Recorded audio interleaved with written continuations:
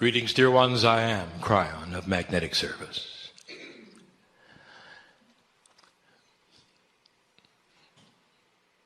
There would be those who would wonder about the consciousness of God. And how is it that such a high vibrating attitude could ever be presented in 3D? And so we again tell you that this is the puzzle of what you see happening now. That those who have come here designed to be the teachers, that would have the attributes needed to do what you are hearing now,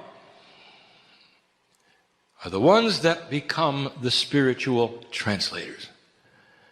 And they're in the room. And we know who they are. And it goes beyond those who would channel, right into those who would teach. It goes to those that call themselves in this room healers. For they have the same task as the channeler or the teacher. And that is translating a perceptual, metaphorical message into 3D practicality. The healer stands before that person who comes before them. And their intellect knows at a 3D level only half the story. And the discernment of their higher self and the energy that pours to them, which we call channeling, gives them the rest of the picture. Where to touch, what energies to develop, whether to be soft or energetic. The teacher stands before the piece of paper, which is empty, and asks, what is next? And on the paper starts to flow the information for the next sermon. And that's channeling. The one who sits in the chair empties their mind accordingly and does not give God a laundry list of things that are wrong in their lives.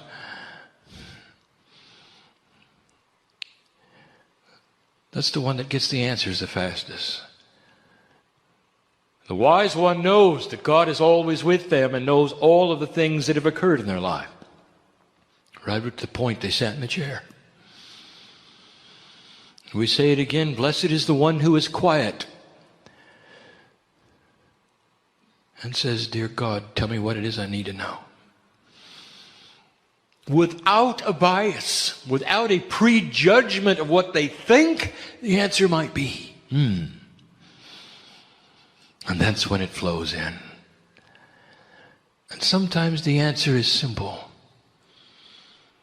Dear one, if you come to that point, that precipice, and you need answers so badly and you want to hear the numbers or the words, don't be disappointed if all you get is a hug. And my partner said it, that is an answer. And the answer when you get a hug is that practical answers are on the way. You're going to get them. You're going to see them. Synchronicity will bring them. And in the process, relax. Without the relaxation of that, you will make decisions that'll get in the way of the synchronicity that will occur. Therefore, the hug is an answer, isn't it? That you're not alone.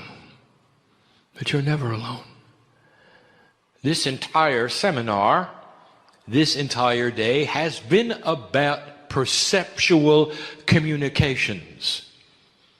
From the information about the alignment of 2012 right down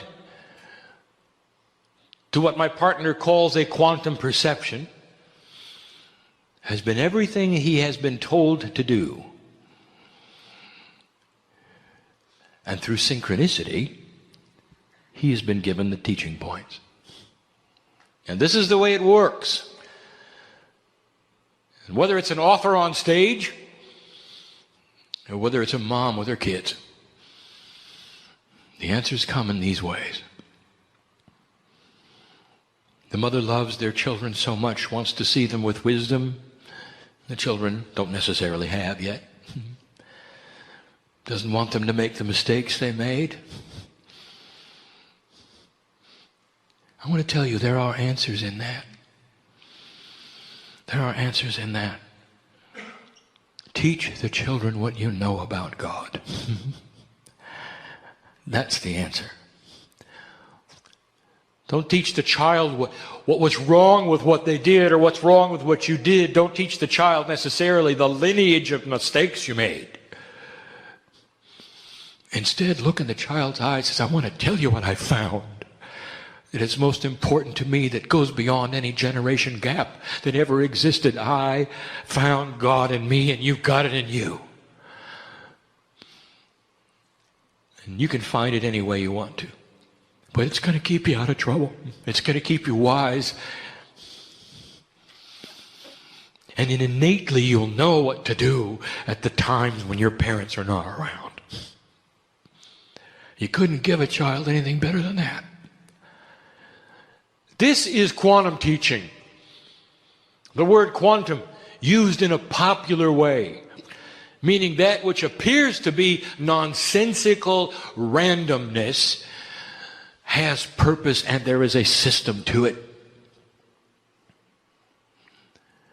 It can't see the logic of it because it's out of your dimensional perception.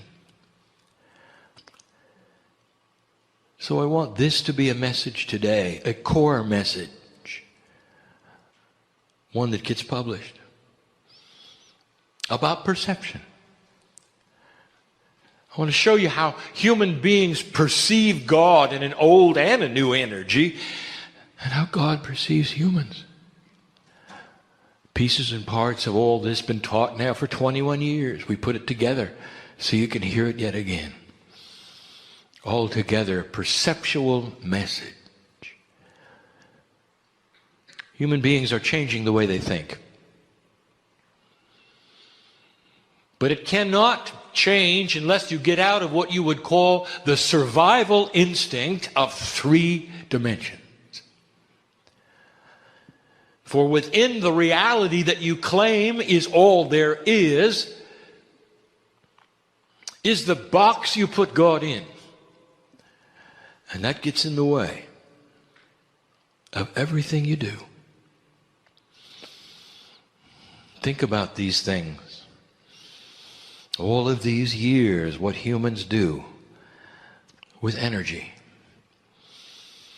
When you feel something that is not part of your reality, it disturbs you. And you do one of 2 things with it. You either worship it or you condemn it. Very few human beings absorb it. Because it's frightening, is it not? It is not in the box of the reality that you would expect. If a miracle happens, what do? Thank you, God, you say. All of the credit, therefore, goes to a divine power you cannot understand, which is beyond all things explainable. And if something goes bump in the night, it's the devil. It's evil. Now let me expand your box for a moment. What if all of those things were normal? What if they're part of humanism? What if instead of closing in your box, you build a bigger box? If that suits you, do it. Take the box and double its size and include energies you don't understand in the smaller box. And here is the invitation. Spirit is having fun.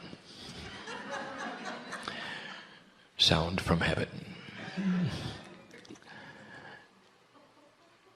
The next time you get an unusual healing, something that happens out of the normal, something that you might even label as typical spontaneous remission, which isn't, why don't you say, thank you inside the Creator, which allowed this to be manifested. Why don't you say, I am powerful in that I am a piece of God, and all of these things I give thanks for in the name of who I am, a creative piece of the universe, learning to expand my energy.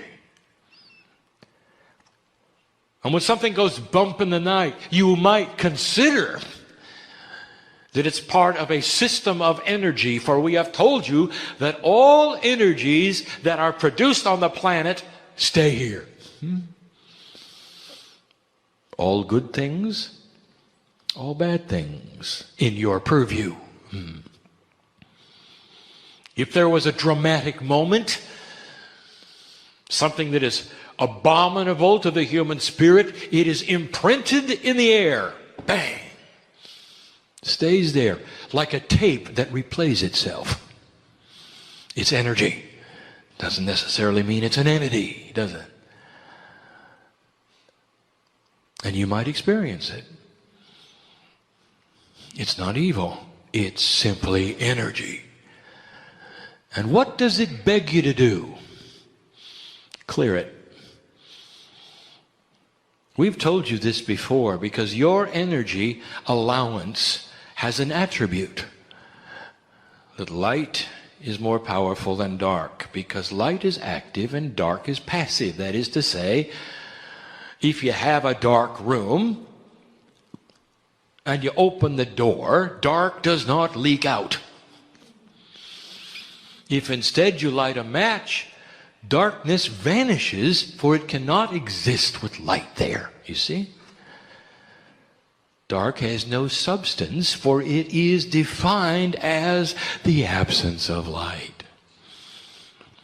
Therefore, if you come upon an energy which you feel is a stamp of inappropriateness for your magnificence that is in your purview, turn on the light and it will go away.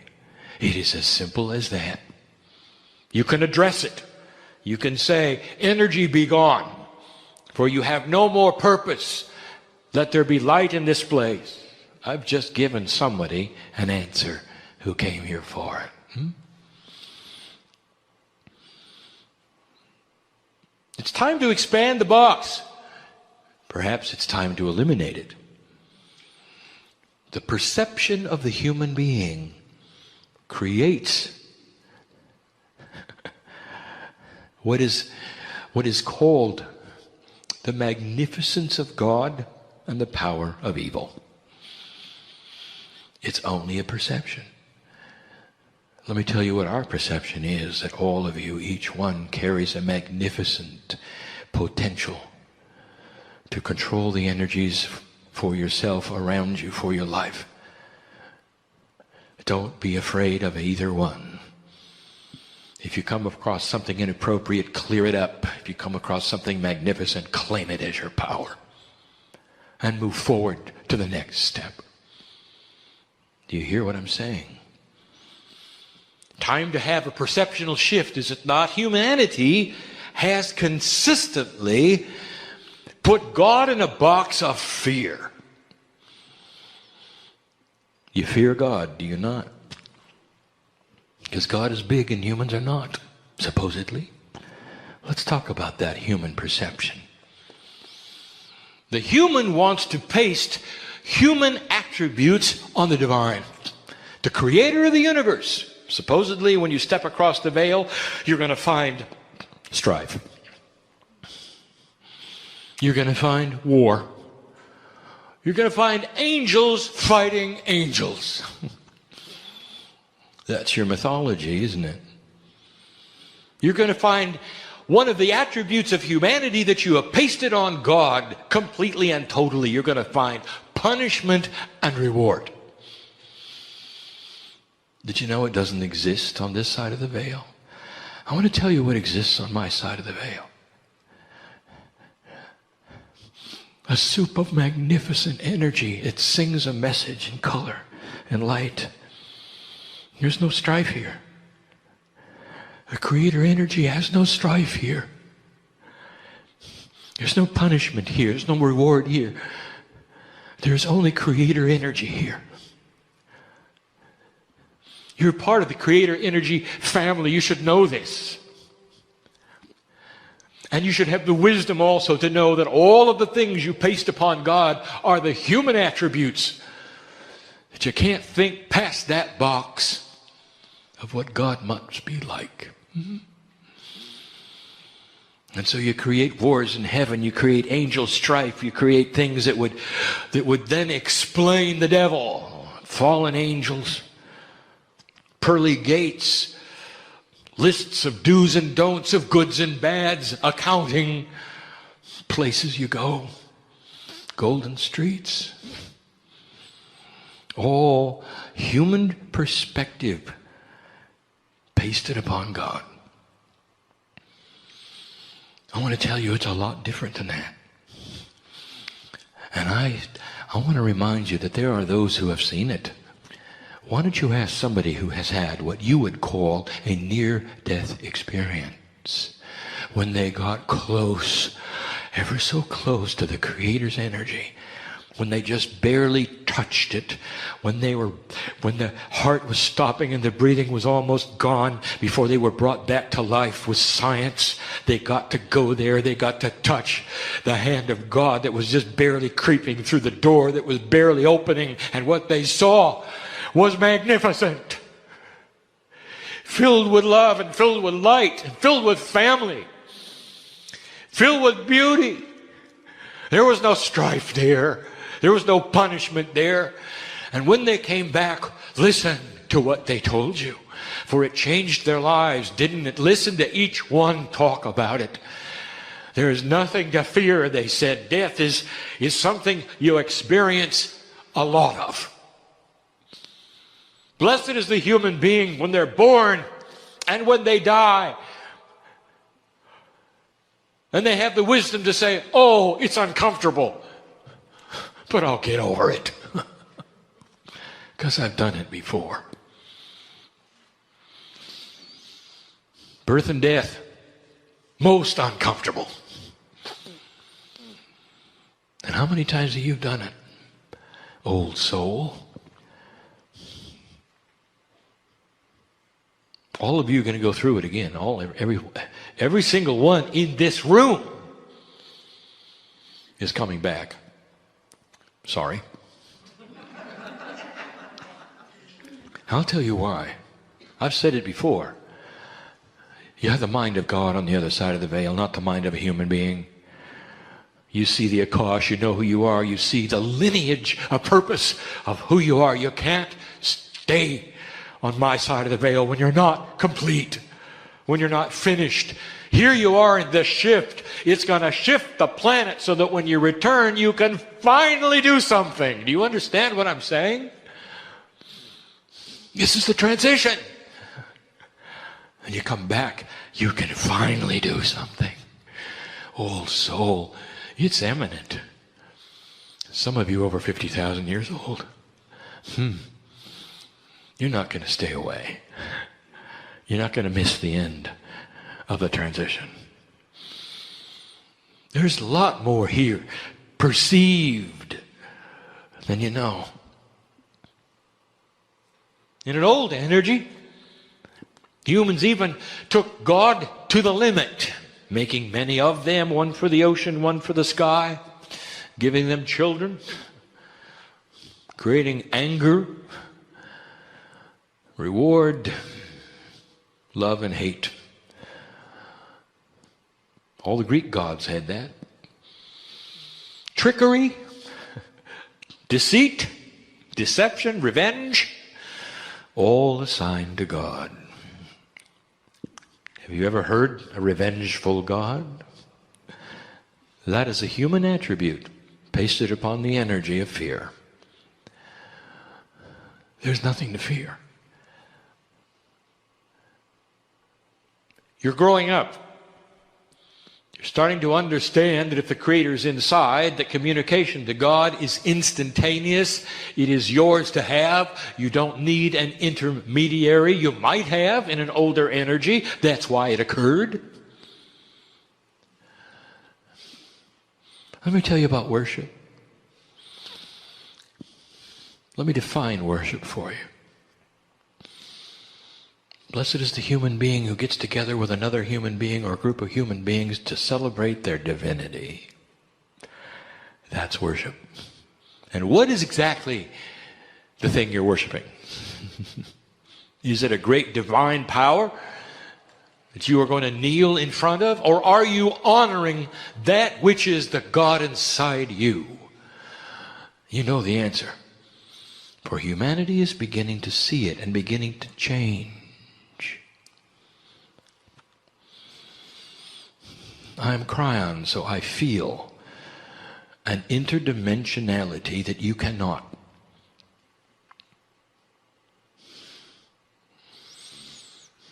I feel this box you're in.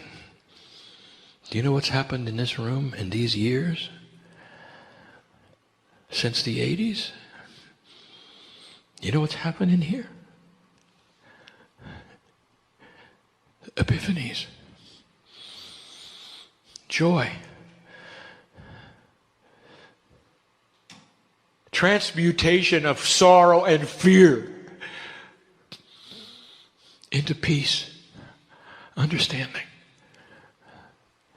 You know how many human beings have been healed in this room? It's almost endless. The lineage of the space you sit in knows the truth of what I say. The very wood, carpet, cement, plastic reeks with a message to me. I see it all. It makes me weep with joy of those that found the family in this room.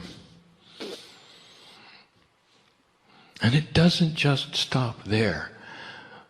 For Spirit then looks at those who built it and the purpose and the intent of the builders. It doesn't even stop there. It even goes back to honoring those who created the name on the building,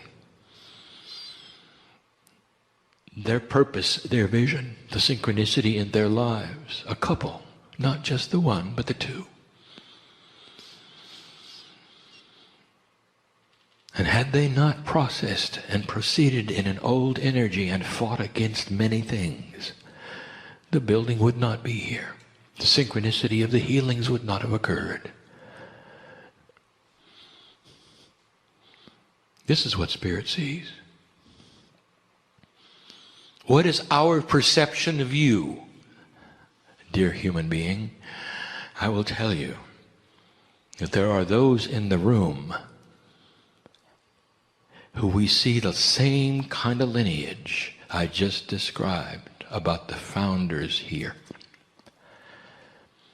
That is to say that there are seeds being planted and synchronicity beginning that will create a place of worship, a place of healing within their own lives. And I don't mean a building. I mean a family that gets healed. You know who I'm talking to? I hope you do. At this moment, I speak to those in the building and not the reader, not the hearer.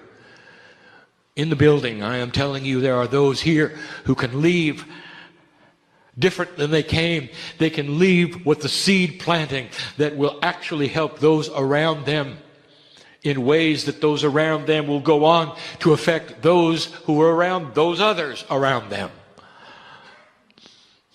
And you start what you would call then a pyramid of joy. It's the first time I've used the term. That's what we see. That is our perception. We don't see a singular human being. We see the culmination of your lives, of your wisdom, of what you've learned, of the shamans that sit in the room pretending to be ordinary.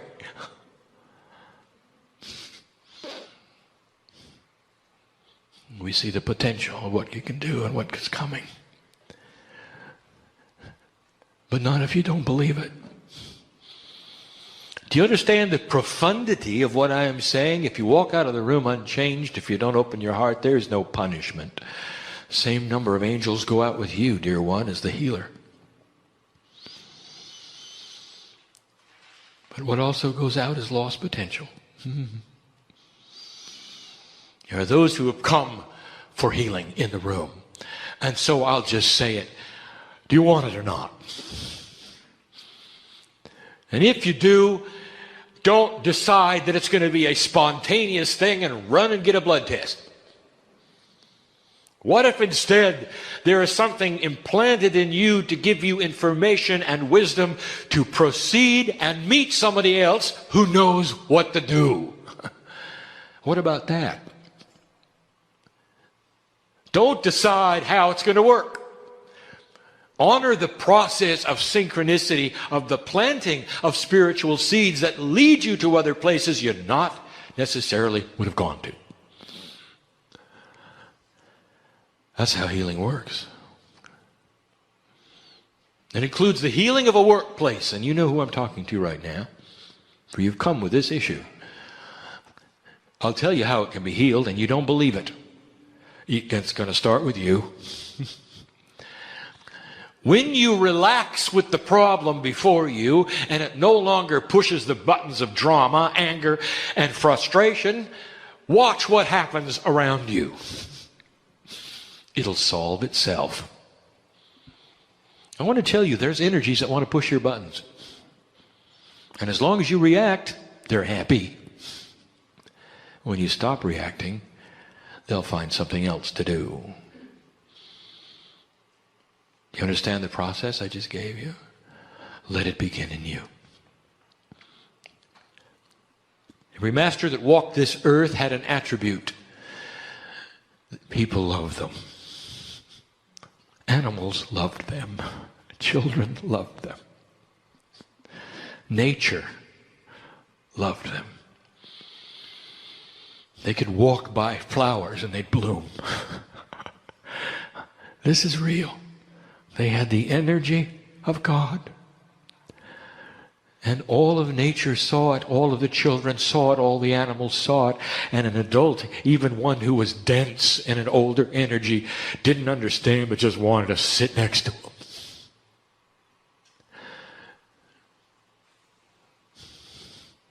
And that includes the Christ. The one whose picture hangs laughing in the hallway. You just want to be with him, didn't you? Can you imagine if he were here? What would this magnificent master have to offer? I want to tell you, most of you wouldn't care. You just want to sit next to him and feel the love and enjoy the presence and know all is well. And you know I'm right. So here's the puzzle. How would you like that for you?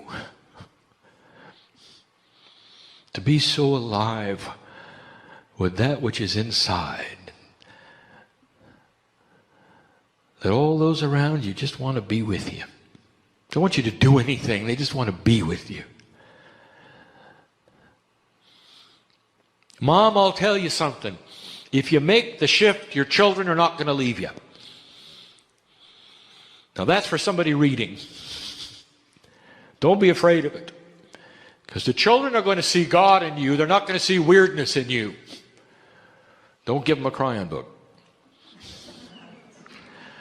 Just be a great mom. They'll find their own books.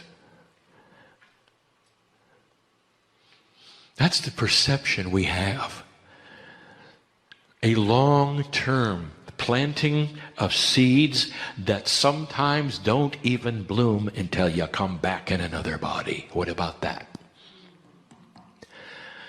But unless you do it right now, the next one is going to have the same problems you've got today. So why not create a setup that allows for you to change your Akash now, so that no matter what happens in the future, no matter what the incarnation or expression you have, you're going to come in ready to work with a light turned on. And you never have to go through what you've gone through this time, ever. How does it sound? Well, that's what the human being can do in this energy. And that's our perception today of you. It's not a fearful God. It's a magnificent family partner with its hand out. Can you get over the perception that God is big and you're not? Can you get over the perception that God's in the sky and you're not? Can you instead encompass a perception that says you are everywhere and that God is you? And when you walk out the door, you're not alone. And when you have a perplexing problem or a frustration, you can learn to breathe, relax, and get the answer you need. And it may not be in 3D, it may not be in the numbers or the words, but you'll know which direction to turn because you'll feel it. Trust first impressions. They're the ones that are subtle. They're the ones that you're not used to. That's the energy that is expanded outside of the box that you're in. Don't analyze it. Don't intellectualize it. Listen to your heart. There is a balance between the intellectual and the heart. It's needed to move into the areas that we speak of. Don't throw away your logic. Enhance it with the heart. And then here's something for somebody. My partner spoke of the bias that the human always wants to move forward and never backward. You don't understand. Sometimes moving back is to revisit something to learn it better. It's not a bad thing. Somebody needed to hear that here. Give it another shot. Don't make up your mind. It's over. And that's for you, and you know who I'm talking to.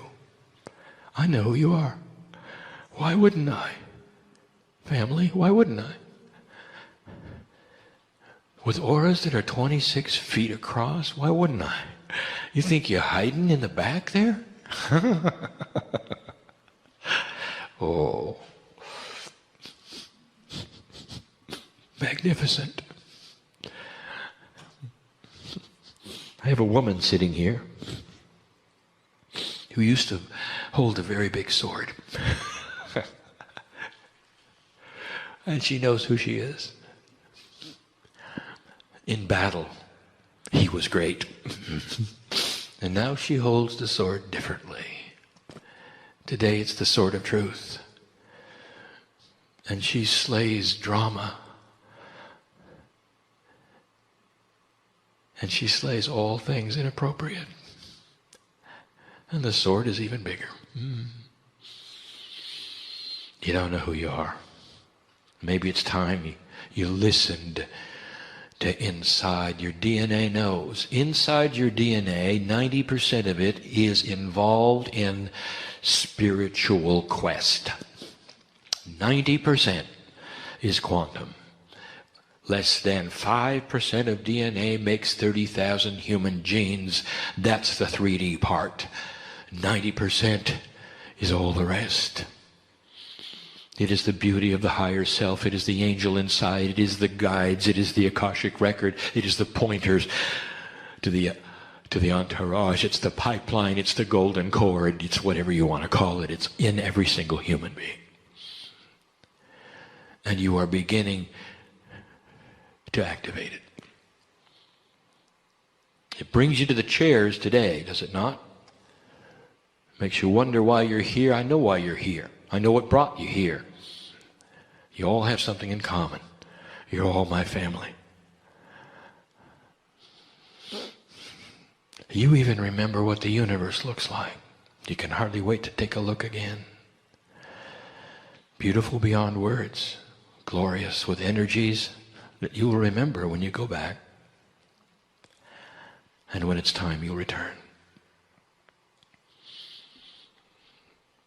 There is no one God. There is all of us. And how many is that? It's all. An infinite number of ones that together make it all work in a system called love. That is the power of the universe, and you can see it in the way the Creator creates. Astronomers, pay attention, for you're looking at a benevolent Creator. And you can see it in that which is created in the universe. It is biased for life. It is not random. There is a system, and physics is starting even to discover it. He even gave it a name, intelligent design. There it is. Proof, if you wish, that God is good. Do you have a fearful God? Or do you have a family member? That's the question we leave you with. Perception. Change it. And you're going to find something that you didn't expect.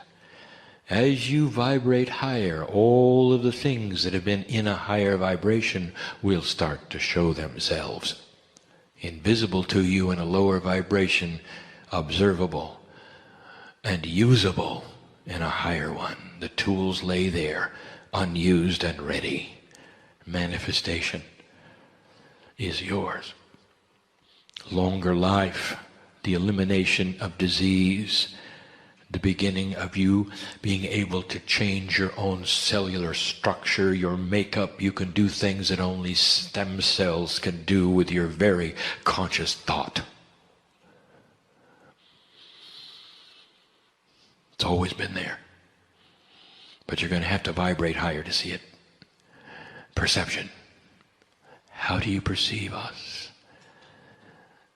I hope today has changed it. And you will see us the way we are. A family with our hands out, ready to take yours. On a journey you didn't expect. And so it is. Greetings, dear ones. I'm Kryon of Magnetic Service. If I told you that there's great awareness from my side of the veil of who is hearing this, would you believe it?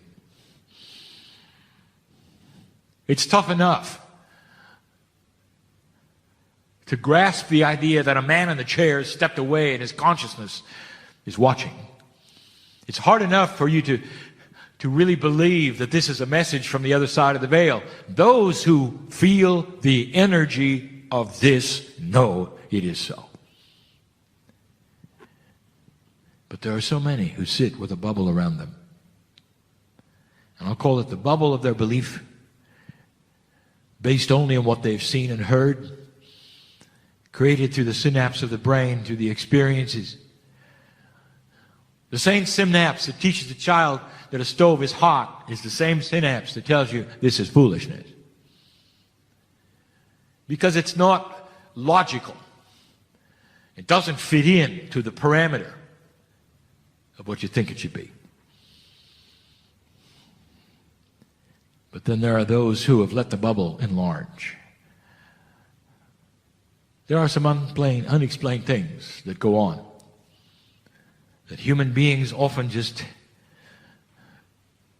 put away. They tuck them under the mattress because they can't explain them, but they often will use them and believe in them. They'll be the first ones to create beautiful poetry or painting and at the same time reject God because it's not in their reality. The first ones to compose beautiful music or any of the other interdimensional things that come right from the creative source and yet shut out the Creator in their personal life.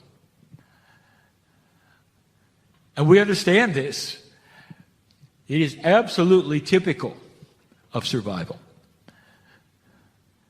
You have to know what's around you in order to move from one place to another on this planet. You must.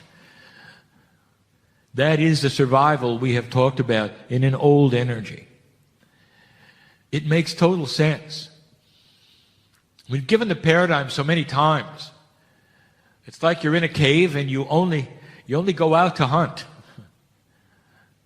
And when you're out there, there's danger. And you come back to the cave and you surround yourself with what you know. And that is then what's comfortable for you, and you live your life and you go to work and you have families basically in your cave with what you know. And if somebody comes along and says, look, it would be great if you could experience this new energy, and you say, no, I'll tap into it the way I want to, but I'll then hold it into my cave because I need it for survival.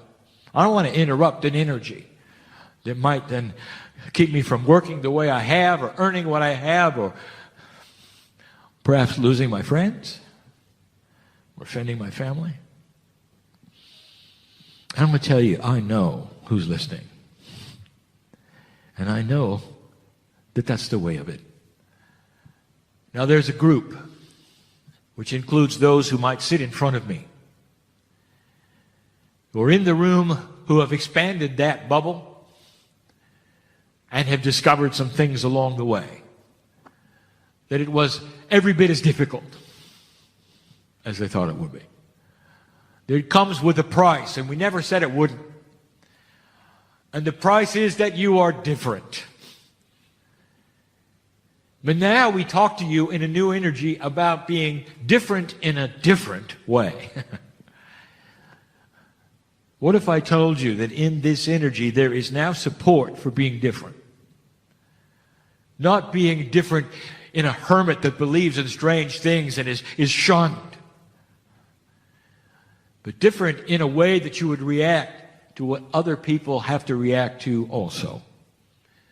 You realize you're sitting next to those when you're outside of this building, when you're not listening, for instance, to this particular message in any way, that apart from this, you have to interface with other precious human souls.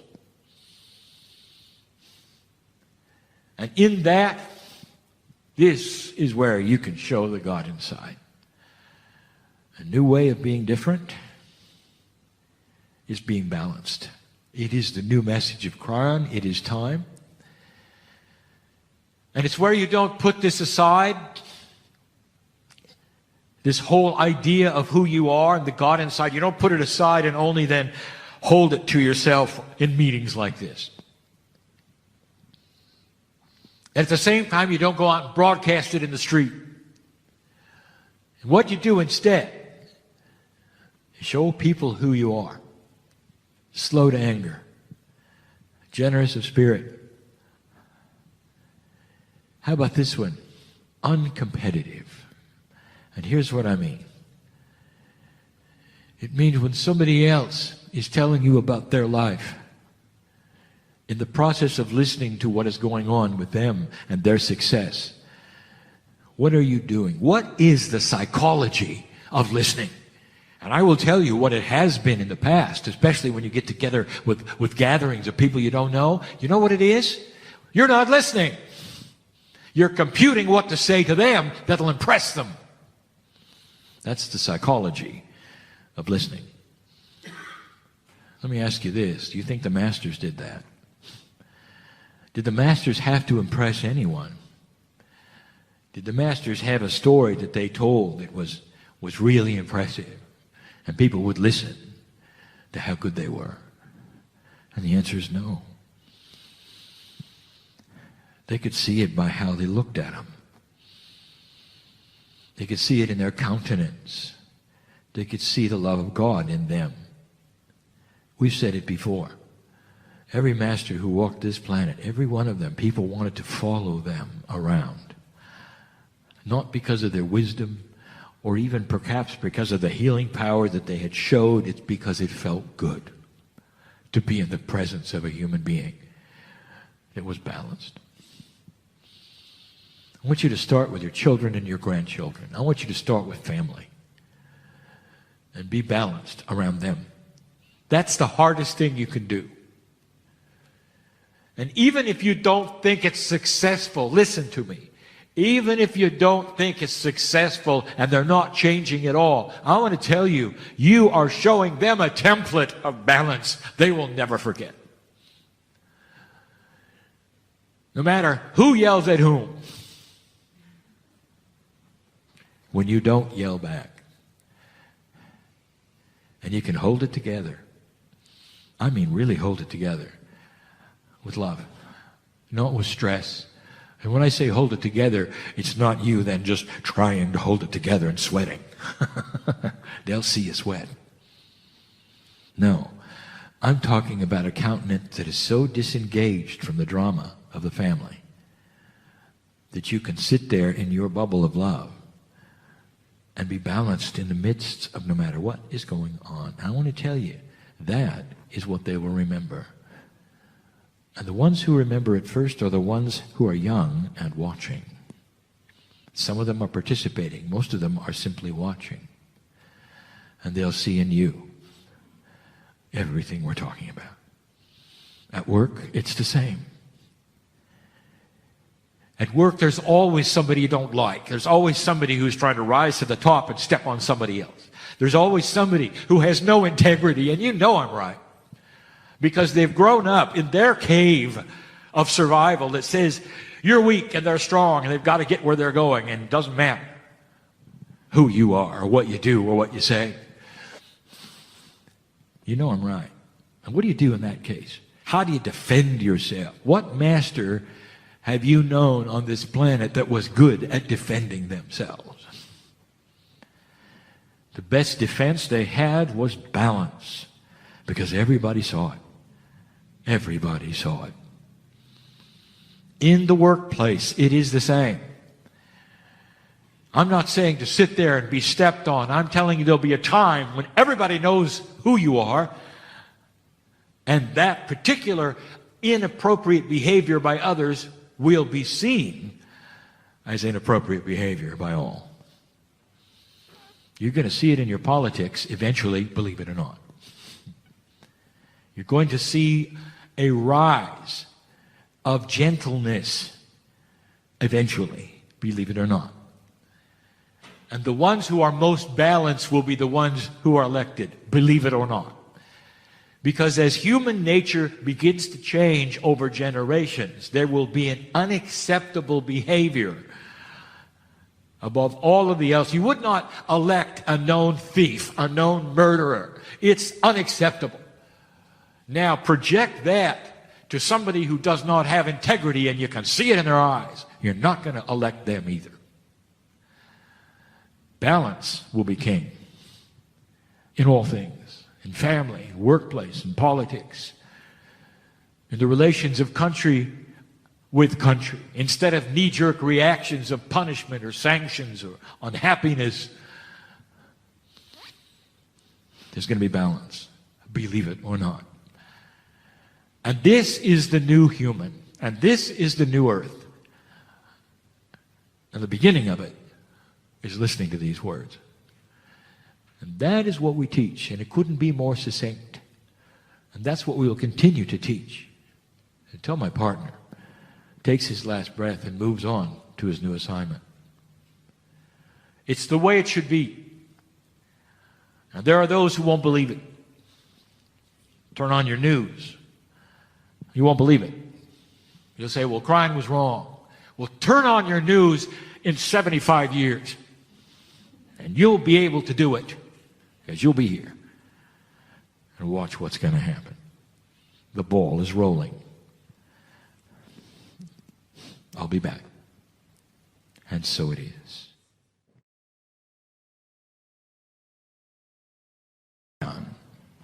Of magnetic service. There used to be a time when my partner had to adjust in the first few moments of a channeling.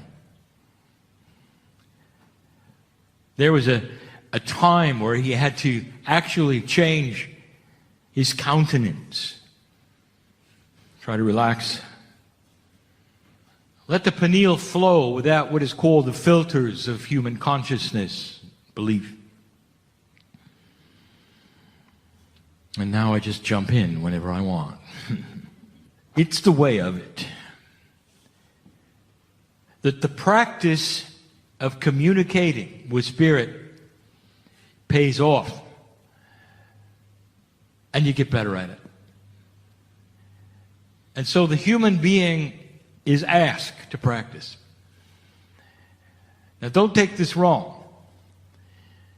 For in a linear fashion, that would mean, well, I'm going to have to assign times for meditation and extend them. And that's not so. What if I told you it may just be the opposite? The meditations would be shorter but more intense. Meditation is beautiful. It is a time put aside for communication with that which is inside and outside. And yet it indeed is also changing.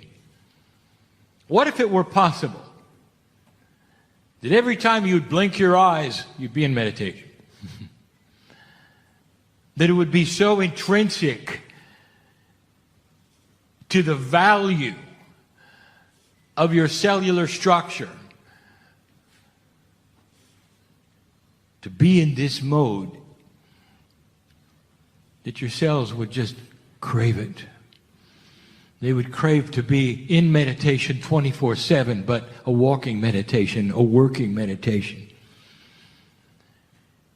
So that as you get up out of your chair, there's no difference, really, than when you sit down to meditate. That kind of a relationship with your higher self would be doable for the human being. And this is what the masters have taught. It is doable. And not only is it doable, it is something that your cells want for you. You've got this missing bridge that my partner has talked about between corporeal self and innate self. The intelligent part of your body literally craves to be in touch with the rest. To have human consciousness not only aware of it, but always working with it. There's part of your cellular structure that feels this is coming, dear ones. More than ever before, as energy shifts, the quantum parts of you are alert. They really have a feeling, if you want to say, that it is at hand. This also creates in a human being sometimes a little discomfort, because you don't know what's next.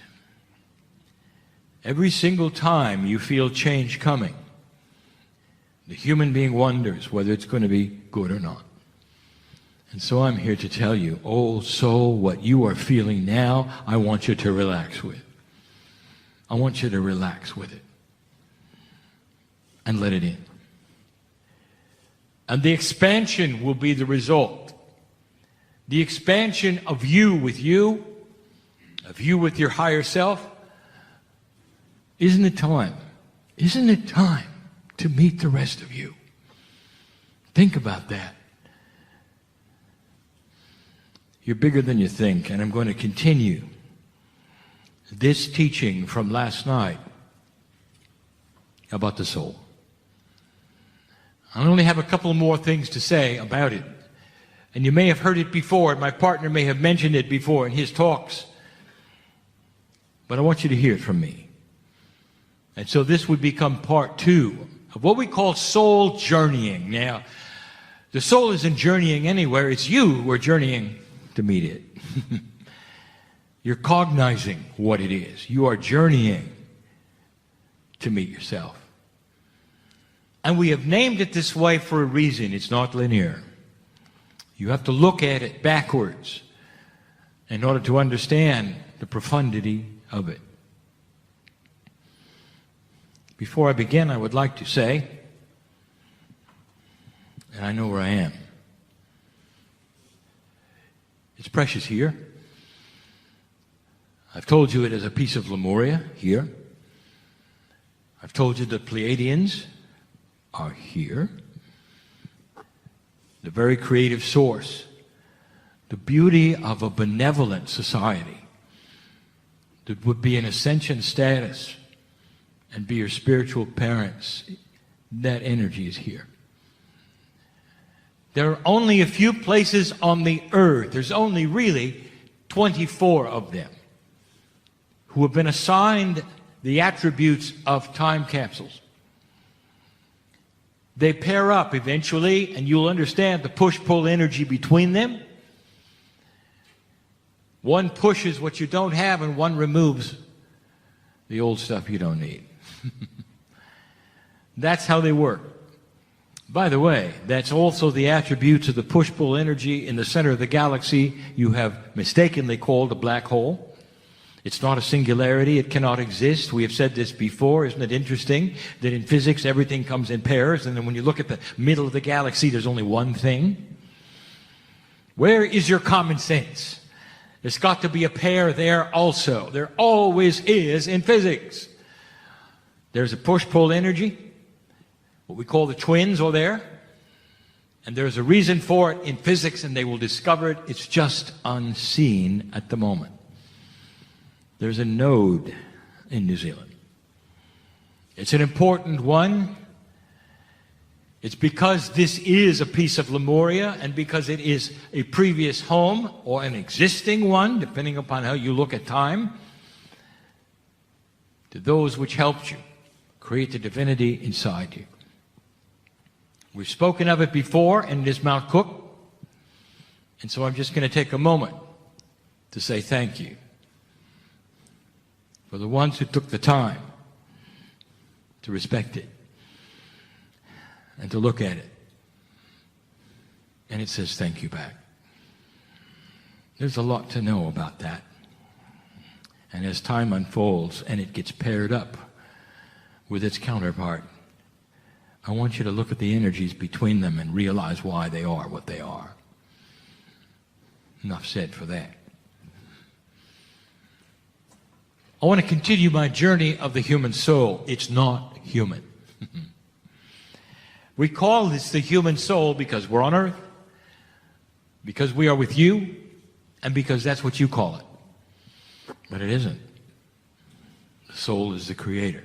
We've told you this before, long before. This earth was even cool. The soul existed, and it would eventually be part of you. It's eternal in both directions. And so I want to take you on this journey. Where have you been? Before the Pleiadians did what they did on this planet, where were you? Did you have anything to do with what came before this planet? Or, as some of those who would be the experts in spiritual things would tell you, that everything started when you arrived. Really? I want to give you some information. It makes it so much bigger for you. There have been many worlds before yours that have gone through what you've gone through. We've given you some of the names of those in the past that you would even recognize. The Pleiadians are the most immediately removed from you. They are your spiritual parents. They did the work. And they watch over you like parents would watch a child that has totally, completely free choice without even knowledge of their parents. There is benevolence, there is love, there's caring, especially now. There's an awakening on this planet. You have passed this precession of the equinoxes. You're in an energy that I foresaw and I told you about 23 years ago. And here we sit. There's celebration in certain parts of the galaxy because of this planet Earth. Oh, don't look at your news today, okay? This is not what we're talking about. We're not talking about current events. I'm talking about world events, not world as you would think of it in the news, but world that is the earth from its creation to now. And all the things that have taken place in the way they have, what you've done with it. You're sitting on the precipice of massive change. You have free will, you always have, you always will. But we've seen this before. And here's the one I tell you, so have you. For some of you, this is the 12th or 13th time you've done this. Do you realize that? Your soul has been involved in other places, in other planets, in other constellations. Life is so old in this galaxy, dear ones, compared to yours. So old. Life could start as easily as a few million years when a planet is ripe and ready and begins properly and accelerates in the right way. Not that hard. You will find eventually, listen science, this is a prediction, you will find eventually that when you discover life in other places that are not related to this planet, it will have the same kind of DNA structures. These DNA structures are common to the galaxy. It is how life develops. Oh, there will be some variations, but you will see a commonality that will tell you that what you have on the planet is not unique. Hardly.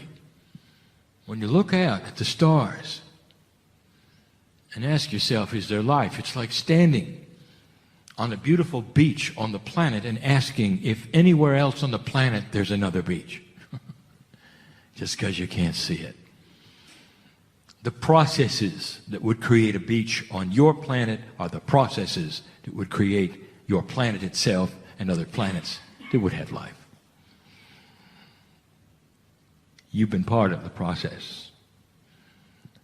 Not the corporeal you, but the soul you, the part of the collective you.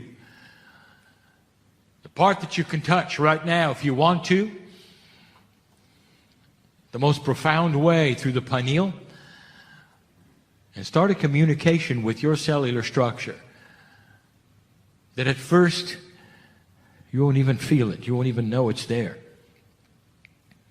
But when you open a door and keep it open, very, very slowly the energy seeps in a very benevolent and sweet way so it doesn't surprise you or shock you or make you afraid.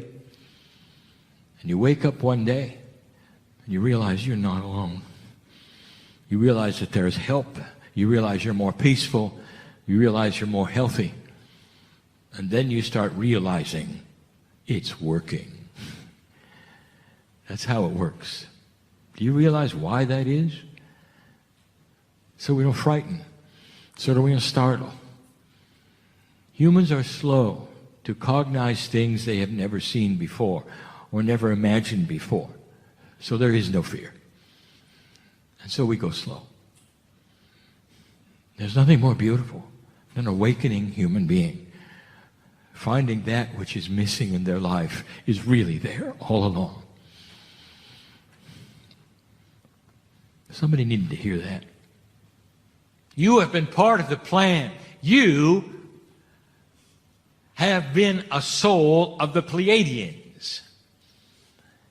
The Pleiadians had a planet before theirs, older, much older than theirs, in another constellation in this galaxy, and you were part of that. They're your grandparents. And their name is Arcturian.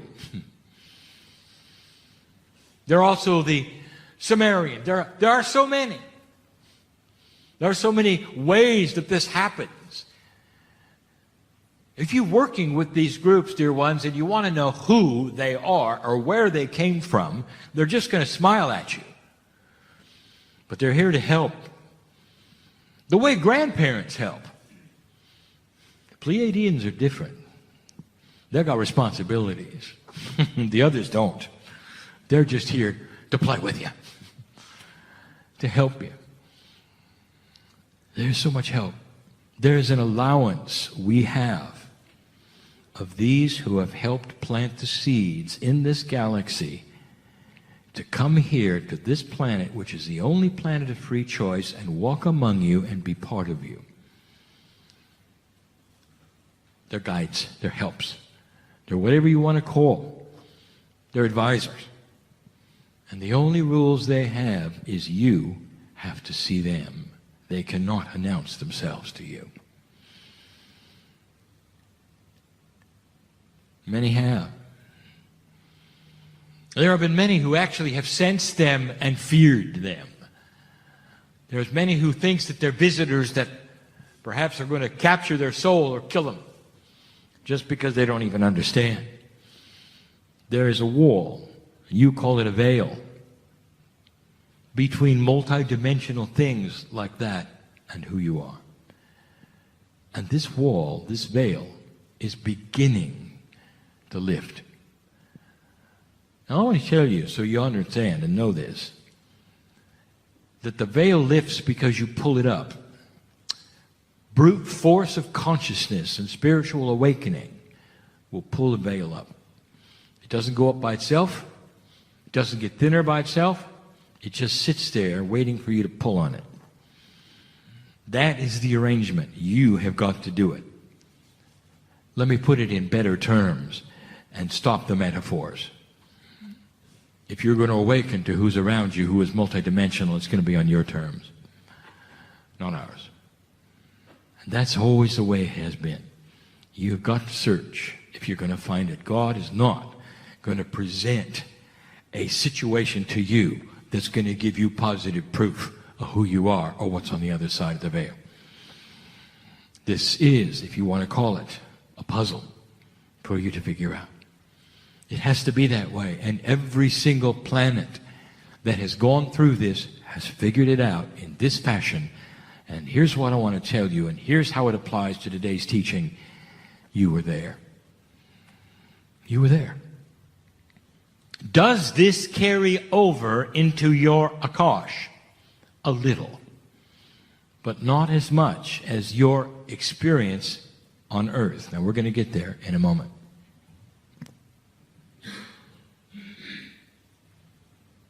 I want to tell you there's two things that I want to remind you of. And we've given them before, but we're talking about souls in general. So I want to tell you what they are. The first is this. Even though yesterday we told you you cannot put human attributes on God, and that it's a mistake to think that the creator of the universe has these human things, there's still one that you always seem to develop on your own. It's an old energy concept that's going to have to disappear before anything happens of significance to you. And that is the concept of judgment. Judgment is a human attribute, an old human attribute, an old energy human attribute that is separatist. Judgment comes from one human looking at another, or one civilization looking at another and deciding that the other civilization is not behaving properly. Judgment is one human being looking at another and saying they're not doing it right. Judgment is everywhere. All over the planet, always has been. Judgment creates wars. And so naturally, when you build your religious structures, judgment is God. And it isn't. And it isn't. And it never was. But it's ingrained into you. Am I doing it right? How often do we hear that? Dear Spirit, I don't want to offend any angelic entity anywhere here. Dear Spirit, I don't want to do the wrong thing. Dear Spirit, this or that. What are you afraid of? Judgment? You're still doing it. And that is why I'm talking like this. You're still doing it. You're walking around feeling small. Why is that? Why do you humble yourself before God? Now, I just got in trouble, didn't I? That's expected, is it not? Be humble before God. If you are a piece of God, why are you humbling yourself before yourself? Does this make sense? Spiritual common sense. If you're a piece of creation, you don't have to bow to yourself. What if, instead, we said it's time to stand up from the humbling position and take the power that's yours? In benevolence, in courtesy, in generosity, in integrity, not humbleness. What good is it going to do to grovel before God? And how is that helping the planet? Groveling before God. And the reason I'm in trouble with this message is because that's what you've been given since day one. God is great, you're not, therefore you should bow a little. But if you apply the teachings of yesterday and today, and you start to realize that you are a piece of this majesty that is God itself, that it's in every single piece of trillions of DNA molecules in you, and that they all have a consciousness of wanting you to discover what that is, you think they want to be worshipped? And the answer is no. I want you to start thinking differently about God, about the soul that you have inside. You deserve to awaken to your magnificence. How about that statement? And the magnificence does not show itself in egotism. You don't stand and beat your chest and tell everybody how good you are. No master has ever done that. You awaken to the wisdom and the maturity of mastery.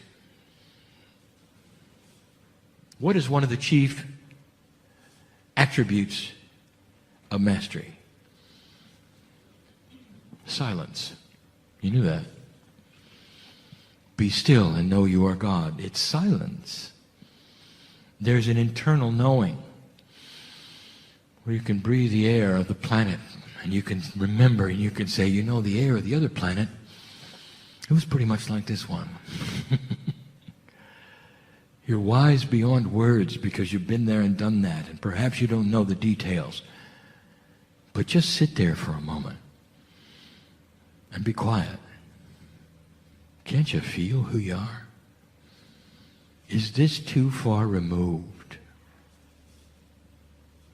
Is this too far removed from your intellectual pursuit? Is this too far removed from your 3D logic to think that there was more to life than what you've been told? There is no judgment. Stop humanizing God and creating attributes of situations that are human applied to God. How many times have we heard there are trapped souls someplace? They may be trapped between one place and another, and then humans will decide what those places are. They'll create levels, perhaps. The soul is trapped between 3 and 5. It's all human-made. You know this. How can the creator of the universe be trapped? There is no individual soul energies. It's all part of the whole. It is a collective that is part of you. And when you expire corporally and move on to the next level, the soul is collected from your body and becomes part of the whole again. Now, when you sense somebody who's departed, that is singular, and it's hard to describe to you. It's actual, it's real. We've even told you that pieces and parts of your loved ones who have passed over, the ones especially just recently, become part of you for your life. That's soul sharing, dear ones. It's important you understand how this works. So how can you have part of God trapped between some human-created levels? And the answer is, it's impossible. Can I call it what it is? It's mythology at its best. So the next time somebody looks at whatever it is they're looking at and said, that's a result of a soul being trapped, inside yourself, I want you to know better. It's not necessary for you to speak up and say, well, now that's not exactly right. That's not what the masters do either. No, I want you to know better. And the reasoning for this is so you don't see a system that doesn't exist. I want you to see the system that exists. And that one is beautiful. There's no issues. There's no problems. There's no trappings. There's no purgatories. There's no soul that goes someplace in preparation for something else. We told you that yesterday. There's no levels of souldom. God is God, the creator of this universe, is what it is. It's not segmented. It's not trapped. And it does not have a consciousness like humans do. It's beyond that. Way beyond that.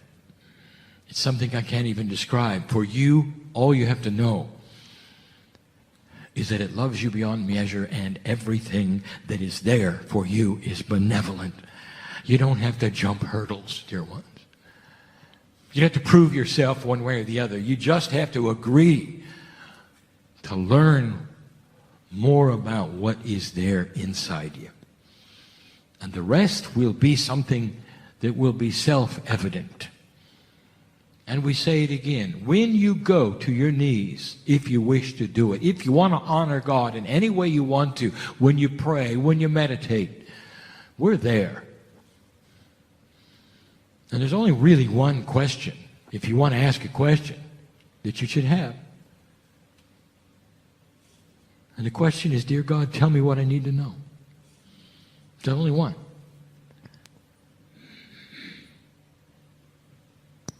And the reasoning is this, is that all of the other things that you could possibly ask are subservient to that one.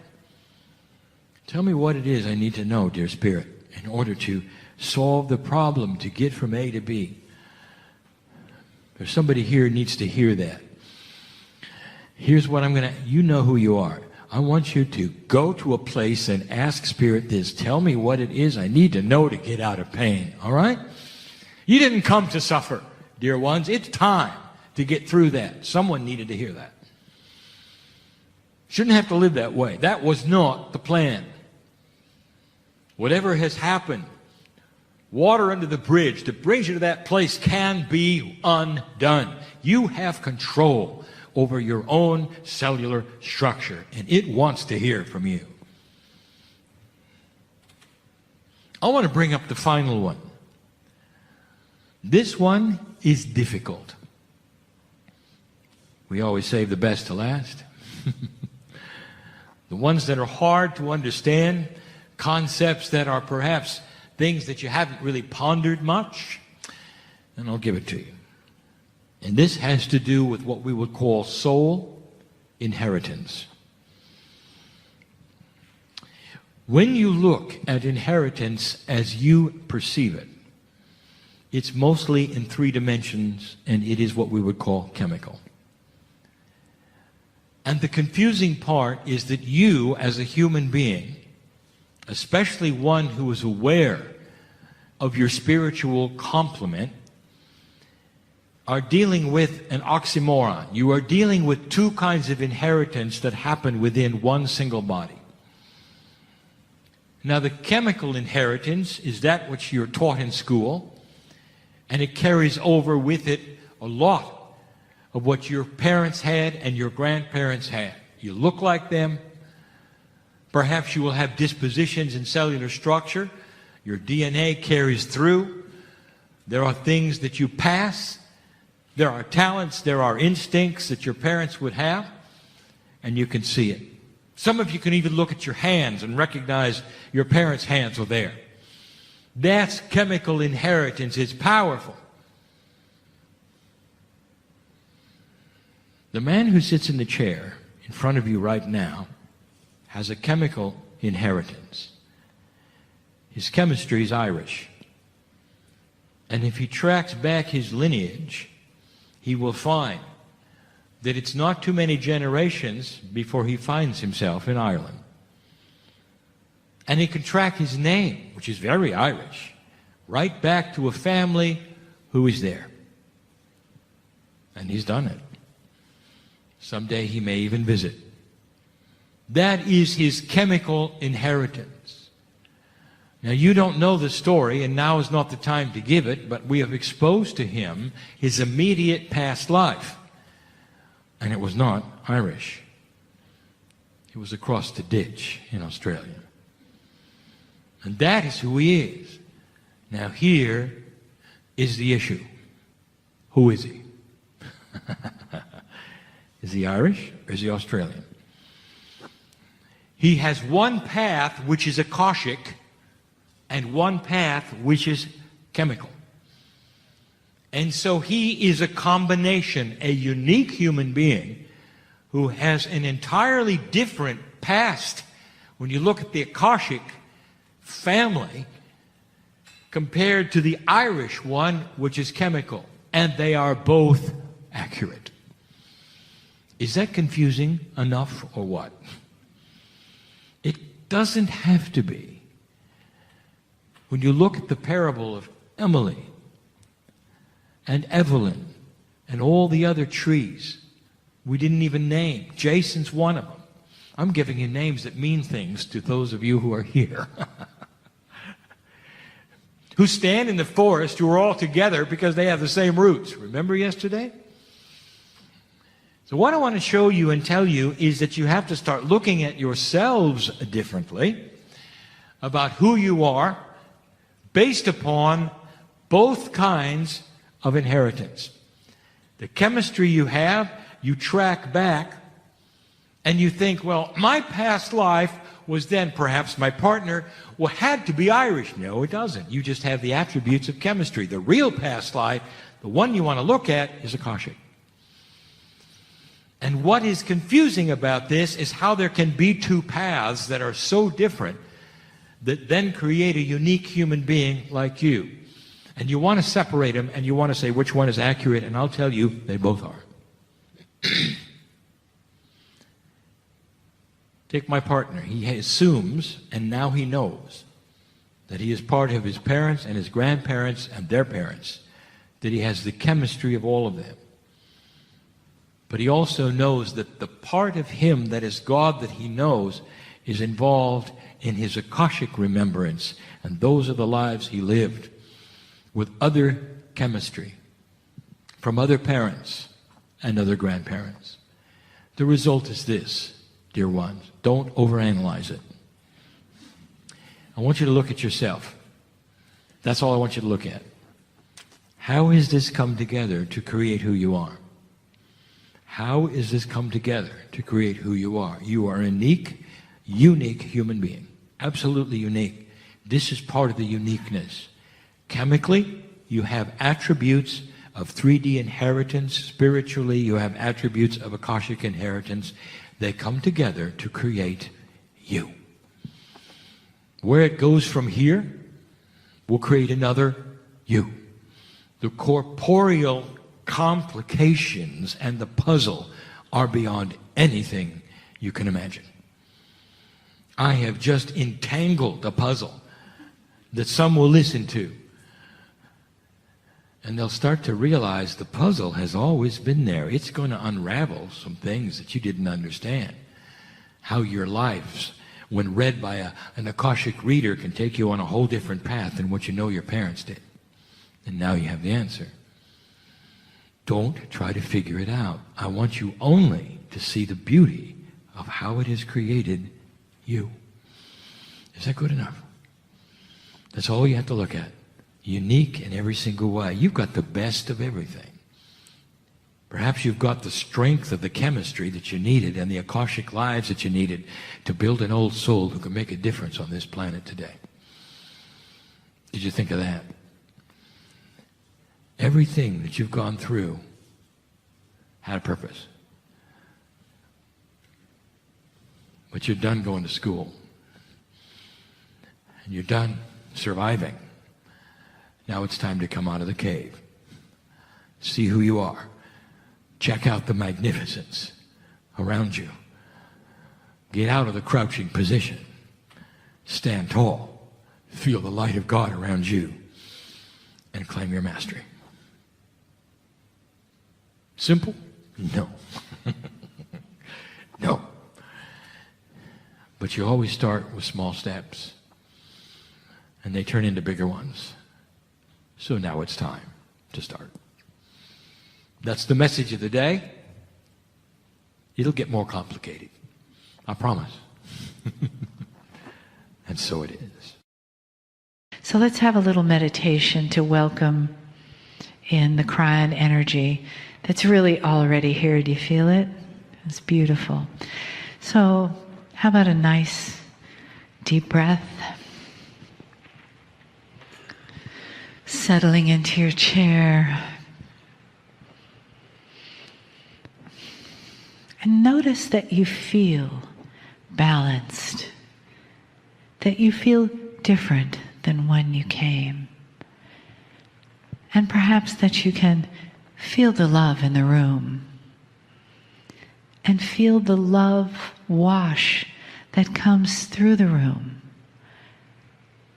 as the entourage of Kryon enters and surrounds us with that honoring of the human and of the human soul's journey in every life, but particularly this life, this evening, this time. Feel the spiritual arms around you that support you on your path, that is always there for you when you remember to take a breath, to go inside and find that place that Spirit lives as a spark of the divine that can be fanned into a flame.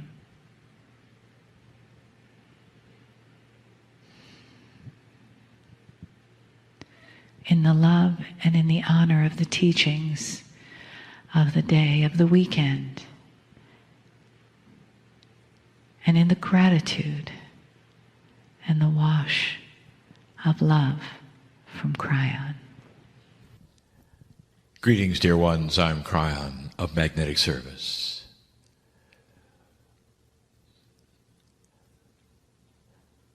This was a day of learning.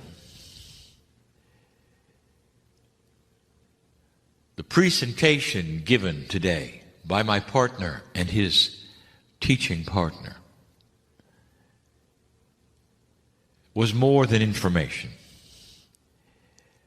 There is an overall concept in this workshop that is trying to be conveyed, and sometimes with success and sometimes without. And it's this: that there is a consciousness of Spirit in you, an overwhelming benevolence that wants to take you by the hand and lead you through life. There is no wall between us, not really. I speak to you now from the other side of the veil, in what you would call that from the creative source, in a strata of consciousness that speaks to humanity. And there are many of us who do this. This is the purpose of that strata of consciousness, to help humans discover humans and the divine in humans. It doesn't matter what you are trying today to understand. It doesn't really matter the complexity. What really matters is that at the base of all of it, and the principle of all of it,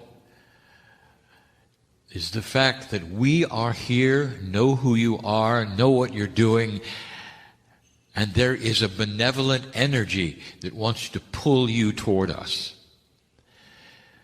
Dear human being, you're not even in our dimensionality. You cannot see us as we see you. There is a test at hand and you know it. It's a test of energy. How far will you go? How far will you stretch out your hand to meet that which is intrinsic in you? You are piece of the benevolent creation of the earth. That's who you are. Disguised as a human being in corporeal form and not aware of your seeds, of even how you got here. That's who you are. And in that linear form, you ask all of the questions, and we've said this before. How? How many times? How often? What duration? How strong? These are all wonderful questions if we were linear, and we're not. Do you know the power of the spark of compassion and intent with you? Are you aware that God knows your mind? If you give pure intent to say, this is what I want, dear Spirit, I want this, I just don't know how. Do you know what that creates? Intuition in you on how. In other words, if you're confused on what to do next and how to do it and what the timing is to do it, and you're expressing that to a God who loves you and is standing by to help you, you're not hitting a wall that is uncaring. Does it seem like it? We're ready to show you. Especially in this energy, we're ready to show you how. But again we say, if you are asking in a linear intellectual way, and we are answering in an intuitive conceptual way, you're not getting it. Because your antenna is linear. You're waiting for the list, you're waiting for that answer that is a linear, practical answer to a practical question. And we are saying to you instead, conceptual things. Wait. It's not time. Later. Maybe. Maybe not. We are trying to give you the concepts that will steer you into things that are even beyond what you're asking for, while your antenna is up waiting for a number of how many times. We are giving to you the concepts of love when you're asking for a duration time. I want you to relax, all of you, into the arms of God right now.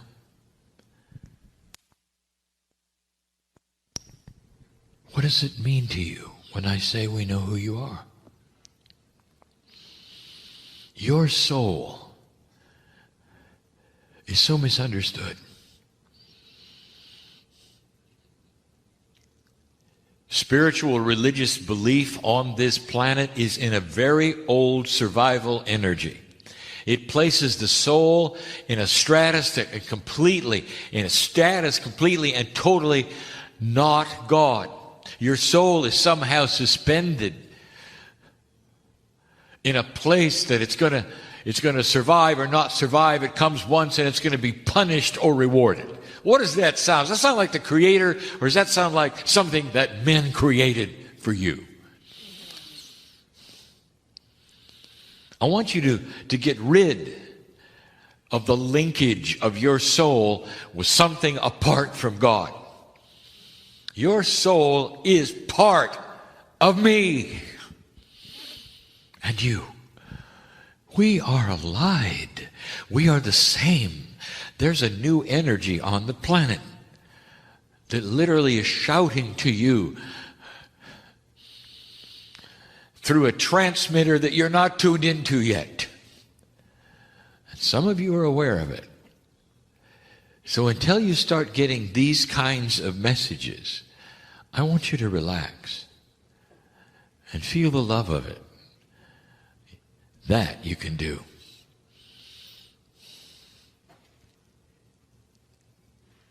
So much misunderstanding. And it all is correctable when you relax and see that we are with you in all things. You don't have to yell. You don't have to repeat. You don't have to turn up any kinds of volumes of anything you do, whether it's frequencies, amounts. We're here. We're next to you the whole time. When you meditate, we've been with you all day. You do understand that, don't you?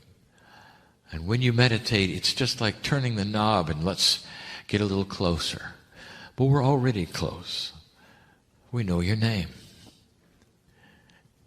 I want you to approach things gently. Dear Spirit, I don't understand what's happening, and I don't understand what I'm supposed to do next, and I'm a little confused. What should I do? What do you expect we're going to tell you? Take 4 steps, turn left, breathe 5 times, and smile. You'd like that, wouldn't you? It's not going to be that way. And then there is the timing issue. Why don't you understand synchronicity? What is in this picture that is missing for you? And so I present a new metaphor. We're going to cook a meal. This makes my partner very nervous. Just relax. Cooking a fine meal on this planet is an art. You enjoy food. And the best cooks are the ones who start early and prepare and prepare and prepare.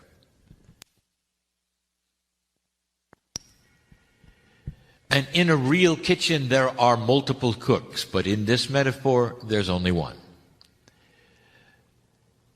Perhaps you have cooked for a family, and there's just you. Perhaps you've wanted to prepare some meals which are exotic and perhaps a little different than in any kind of recipe. Perhaps you're one who makes up your own recipe. And you know what is involved. You start by compartmentalizing the ingredients, and some of you will actually put them in containers, getting ready for them to be compilated into that which is going to be cooked at the right time.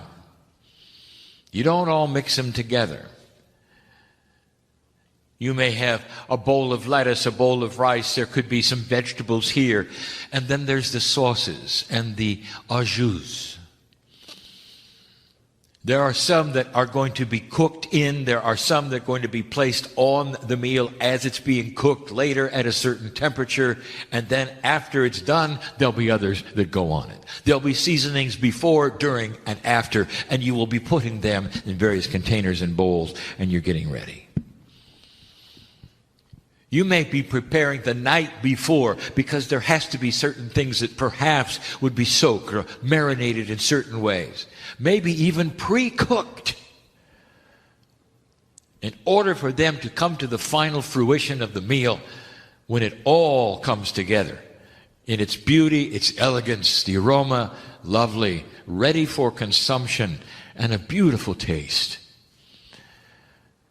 Combined with certain kinds of sauces and certain kinds of then beverages that complement the meal. It's a feast. and you know what you're doing. Congratulations for that, cook. You really know what you're doing. Now I'm going to alter the metaphor. Stand by. Every ingredient in every bowl has a consciousness. And every single ingredient in every single bowl has no idea what you're doing. None. It doesn't even know the final meal. It's just an ingredient. But because it has consciousness, it may also have attitude. Not necessarily attitude that is negative, but surely inquisitive. You are the cook, and you are the creator, and you have put something in a bowl. The lettuce, for instance. It may even be first. It has to be chilled. It may be 24 hours before the meal is even prepared in a final manner, and it has to be chilled. And in the refrigerator it goes, complaining. Why am I in the refrigerator? Look, I couldn't help but notice that there's some other things going on. What's going on? And why am I here in this refrigerator, and how long will it be before I meet the vegetables? Now, the vegetables are mad because they expected something to happen, and nothing's happening because the cook is over preparing something else. The sauce. The sauce has no idea about anything. It's just flat in the dark, seemingly, because it doesn't know why it's being whipped up and what's coming with it. And look at this funny seasoning. This is a metaphor of synchronicity. Dear ones, you're cooking a meal in your life, but it's going to be cooked with others. The metaphor is this. What bowl are you in? How are you being prepared? How long will it be until the other ingredients come together with you in a certain way in order for the final meal to be cooked? Are you all right with the fact that there may be some preparation? You may come together with some other bowls. In a while, not now. How long? It depends upon when these bowls are ready. This is cooked, this is prepared, and this is chilled.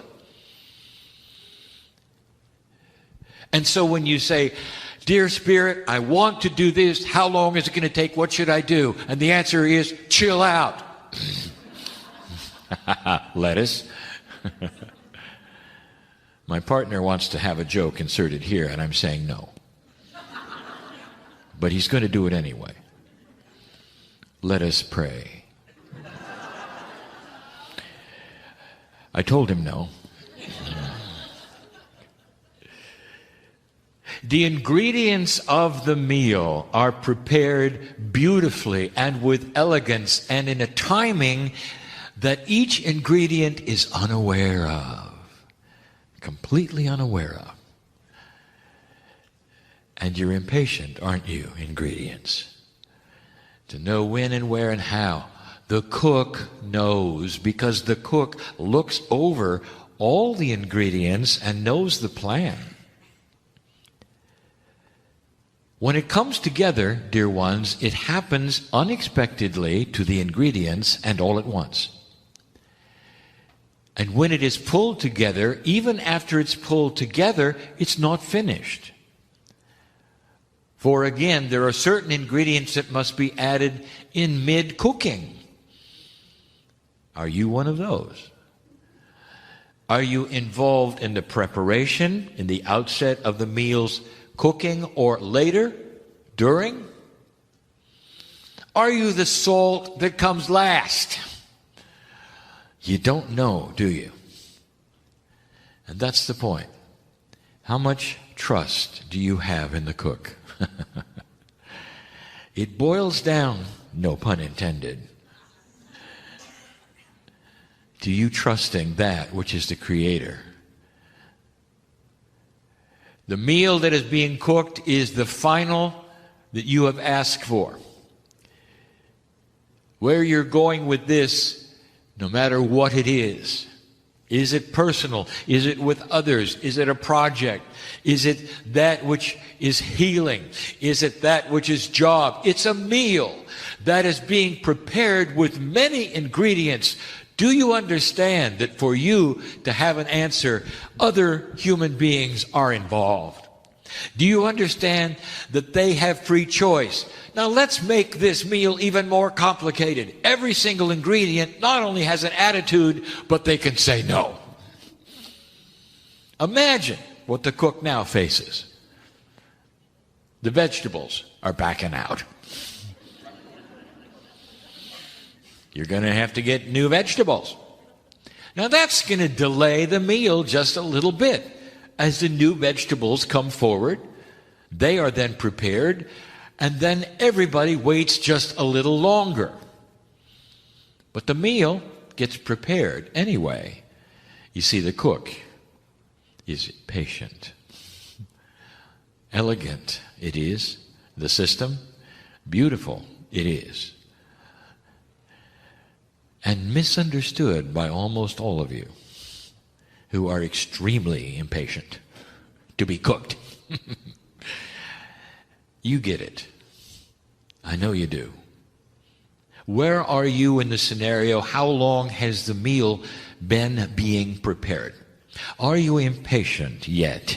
Do you want the finality now? Can you taste it and yet it's not there? The cook knows your name, dear ones.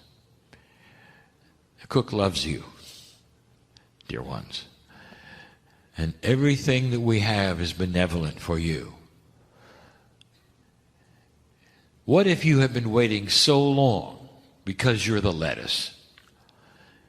You've been chilled, you came out, something happened, and you were chilled again.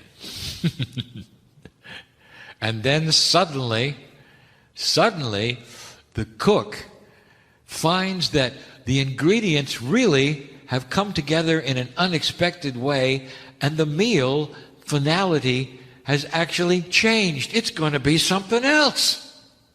Back in the refrigerator for you. Lettuce.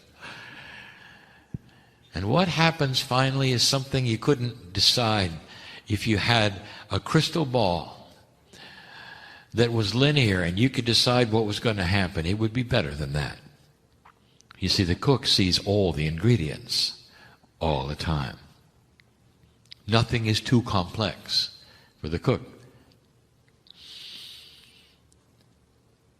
But for you, are you willing to understand synchronicity? Seeing how it works requires patience and you to relax. We've asked for this before, even in things that would seem immediate, healing.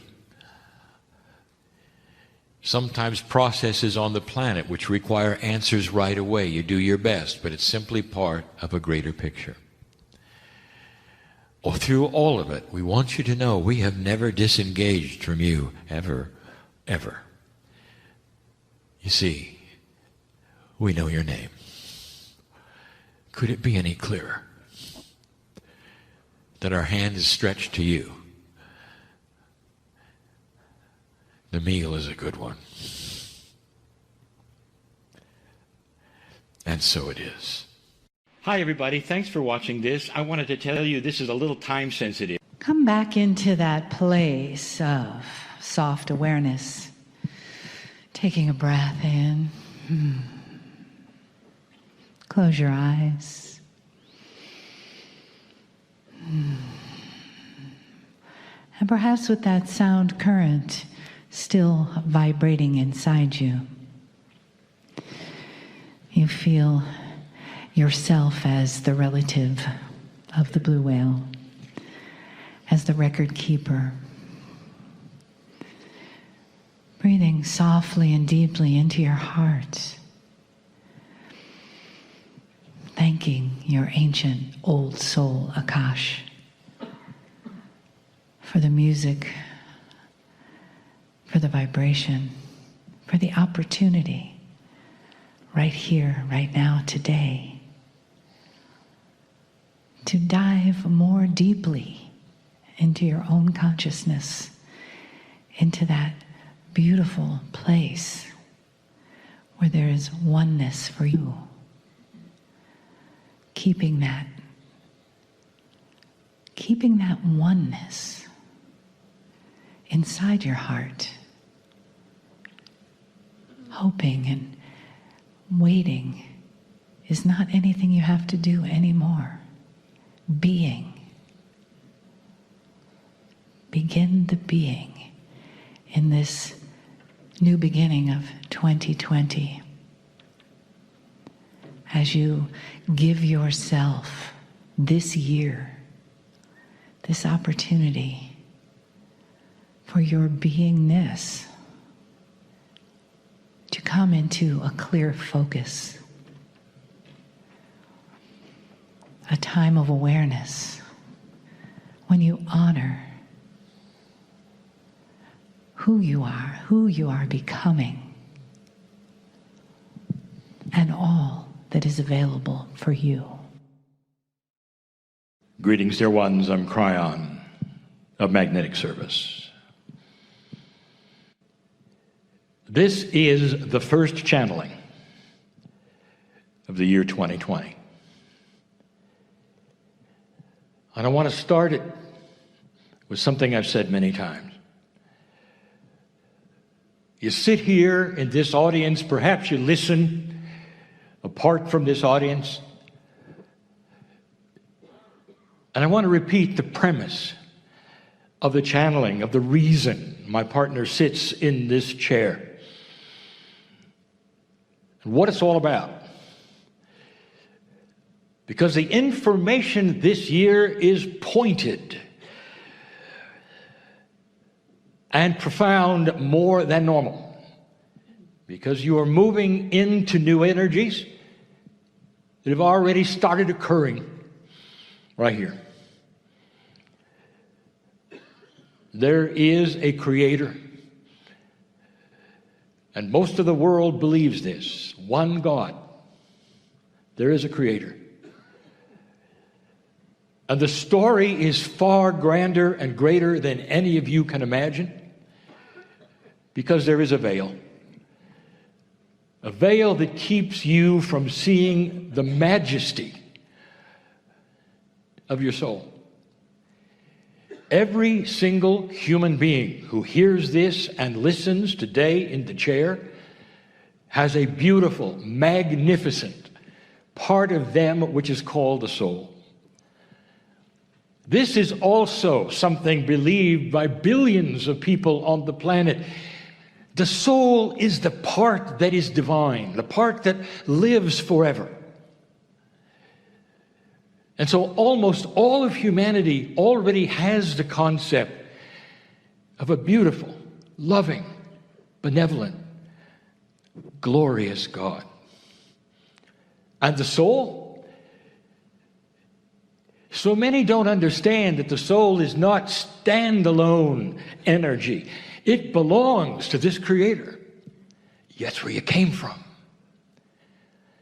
So there's really two parts to every single human being. There's actually more, but the basic two that billions believe is the corporeal human. That is the body, the vehicle you walk around in. And the divine part, the soul. And up to now, in the energies of the years that humans have been on the planet, the soul is something not understood, not acknowledged, not really. You understand it's there, and you learn about it by the shamans and the teachers and the religions, but you don't really understand and work with it until now. If I could give you a principle of what is happening in the new energy that has never happened before, it is the merge of the soul and the corporeal. It has interesting attributes that some of you are experiencing. Number one, The soul knows everything. Therefore, some of you are starting to receive knowledge truly that is part of a knowingness that you realize you were never taught. It's a knowingness that is beyond esoteric. It is a knowingness of practical spirituality. There's a reason you're here. There's a mechanism, if you want to call it that, of physics that applies to all things, including your soul. Multidimensionality is starting to occur. And so in this new energy, what you start to see and what you start to experience is that meld. And it explains so many who sit here with knowledge they don't understand where it came from. And some of you question it and some of you don't. You realize what it is, where it came from, and how beautiful it is. What's a human being going to do with that? And that is the lesson at hand, not today. But it will be the subject of more channels. What do you do with information that starts to become merged with your corporeal self? Is everyone getting it? The answer is no. The old souls are. The ones who haven't gone through the school of life many times are not. And it's not about privilege, dear ones. It's about experience. If you're in a school, you acknowledge the ones who just showed up don't know as much as the ones who are graduating. This is practical. So the old soul on the planet who has been here over and over and over and over is starting to receive information. But that's not the subject of today. This beautiful, benevolent God of yours, the one that you share consciousness with. Are you ready for that? That soul of yours has a divine consciousness from the Creator, and it's starting to be part of that which is your consciousness. Of course, there is love and benevolence, but it starts to alter something that's very basic, and that is going to be the subject of this channel and the one that follows later tonight. Now, those listening who will say, well, where can I find that later tonight channel? I'll tell you, if you ask that, you're not listening in the right place. My partner has created in social media a place where all of these channels are. Don't miss the next one. Find it. It's not that hard. The subject is duality.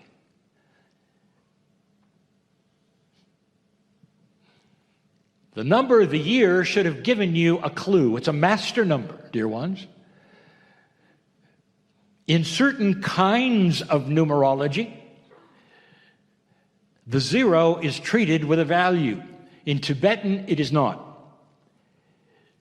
So the year 2020 becomes the number 22.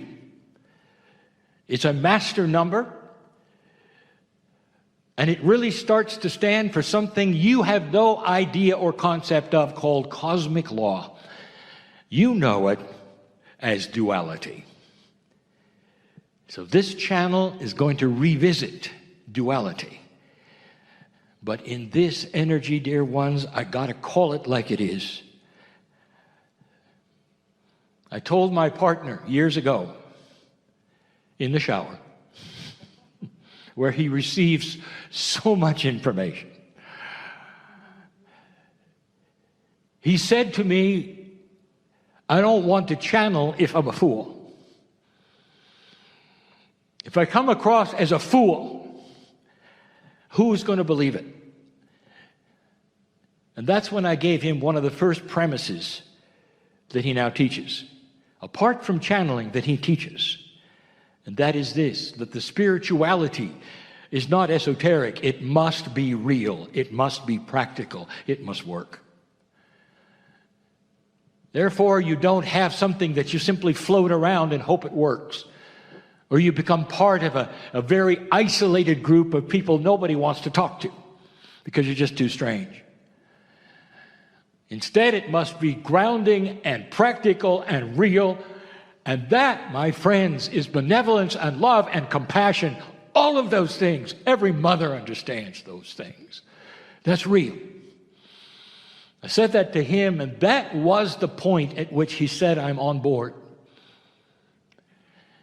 Duality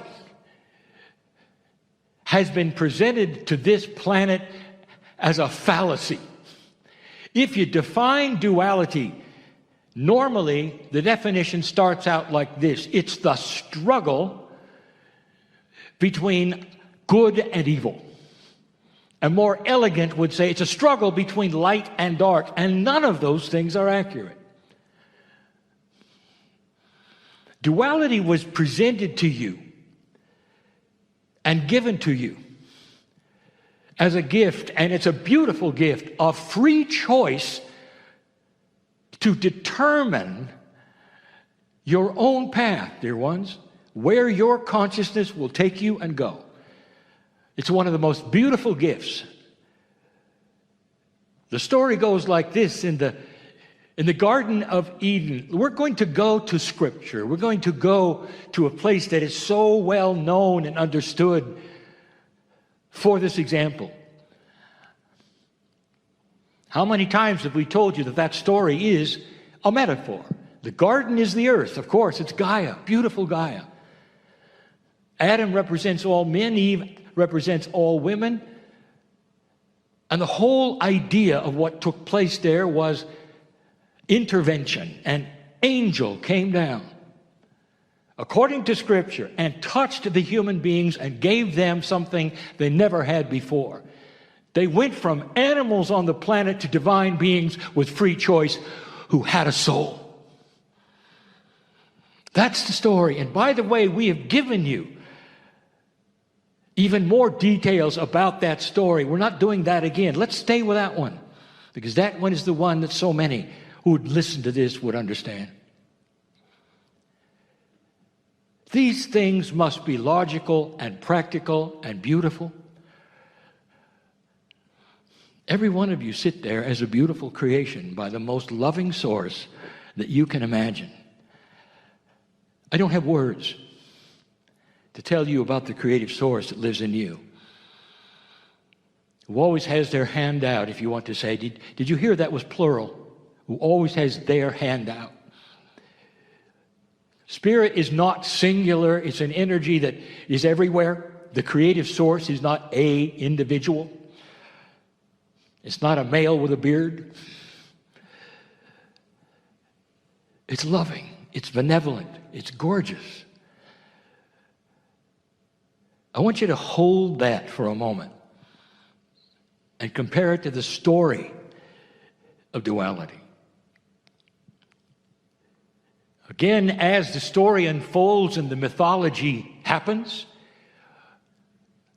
you were given free choice in this garden on this earth, and right away, you made a bad choice. That's the story. Now that is believable. Let me give you an example. Mother, dad, you have some children in a room and they're just growing up, and you're giving the option of a salad or a chocolate bar. Now the children don't know any better. They've had no experience at all with either of these things. They don't understand the principles, the nutrition. They don't understand what's going to happen if they eat chocolate bars all their life. They don't understand any of these things. All they see is the chocolate bar is got to be better than the salad. And so they all go for the chocolate bar. You might say they made an error. They made a mistake. And at that point in time, they'll learn. Because sooner or later, they'll get sick on the chocolate and turn to the salad. And there's even been evidence that scientific research of children doing just that. But the premise is this: you don't know any better. And when you're given new things and new paradigms and given choices in those things, you don't always then go for the best choice simply because it sits there. The angels came down and gave humanity free choice to do whatever they wanted to, and all that was there was presented for them, the salads and the chocolate bars. And they made a mistake. What do you do with a child who makes that mistake? In that room are the children. Well, if you follow the mythology of spirituality, all of the children are now punished. Not only that, their ancestors are punished. Not only that, that chocolate decision is going to last thousands of years, and you're going to be tortured for it. That is the prevailing philosophy of the chocolate and the salad. Billions of people right now perceive God with a stick. God with a stick. Dear ones, that's not the God in you. The creative story has a mistake being made and you're punished forever for it. Now, does that sound practical, reasonable? Does it sound like what a divine God would do? Would you do it with your children? And how that then became the mythology of today's belief is understandable because of the energy that has prevailed until this time. There was nothing better, really. Old souls start to wake up.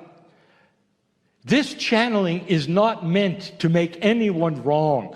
It's meant to awaken an explosion to spiritual logic. That soul of yours is magnificent, and so are you. Don't let anyone tell you you were born dirty. That is mythology. And it's a mythology that makes no sense at all to a God that is beautiful, who created you in the image of love. All of you, created in his, her image. The image of love. Not the image of punishment or torture. Even today, billions believe that when they die, they'll go meet an angel. And if you don't come up to some standard, that angel is going to send you to a place that was prepared by a fallen angel because of a war in heaven. Does it get any worse than this? This is the children's story of the age, dear ones. This is Kryon getting practical, telling it like it is. It doesn't make sense. That love which so many religions feel of the love of God is totally and completely accurate. Now erase the part of the punishment, of the torture, of the evil, of that which is a decision of watching you and deciding if you're good or bad. That's not free choice. God did not give you free choice and immediately judge you on your choice. I redefine duality because of what's next, what I'm talking about tonight. Duality is the beauty of having free choice of light and dark. Did I say struggle? Sometimes those free choices of light and dark will create struggle.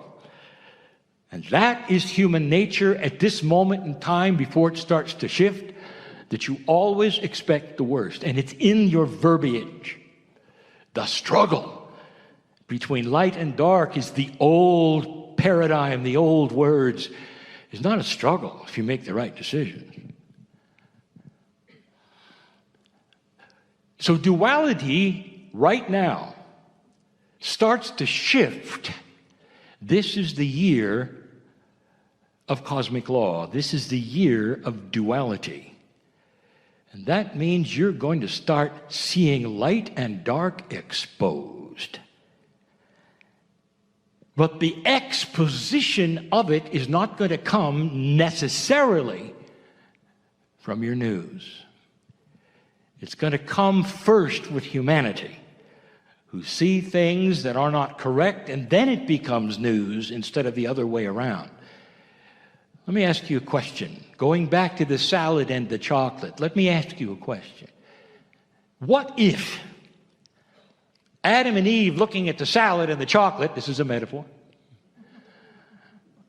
without being blindfolded or simply choosing the one that smelled better, which they did, What if the salad came with a lineage of information, and so did the chocolate? What if they could appear and look at them and they weren't simply things on a plate, but somehow there was a knowingness of which one to go for? Welcome to 2020, because duality is going to start talking to you. This is the meld between that which is the corporeal consciousness, which is very limited to all things three-dimensional, that would always choose chocolate, or a multidimensional meld with that which has information even about the simplest things. How many of you are now discerning things differently as you look at situations? And you'll say, I'm not really aware of that. Oh, really? Why are you sitting here? You discern truth. And you know it when you hear it, don't you? Now that's in this meeting because it's an esoteric meeting. Now project that in the future to a situation where you have to choose a political candidate. In the future, not now. 10 years from now, whatever. Where instead of a choice based upon your party or what your parents told you, you can read them. As they talk to you, you can see what's under the hood. Imagine such a thing. Imagine knowing when a situation is true or false. Just around you. Just when you go into places, having a sense of knowingness, of benevolence, as opposed to non-benevolence. To be able to have coherence instead of chaos and know the difference where you're steered to certain places. Then you don't have a blindfold on anymore. Then you're not a child anymore, selecting things that might smell better. Now you're informed. That is the new duality. Tonight I want to tell you where that's going to take you because, dear ones, the veil is being lifted. It's being lifted. In all walks of life, in all things, in all paradigms, spirituality and science and education, social, it's being lifted. We'll talk a little bit about that so you might recognize some of these things as they start to happen. They're already starting.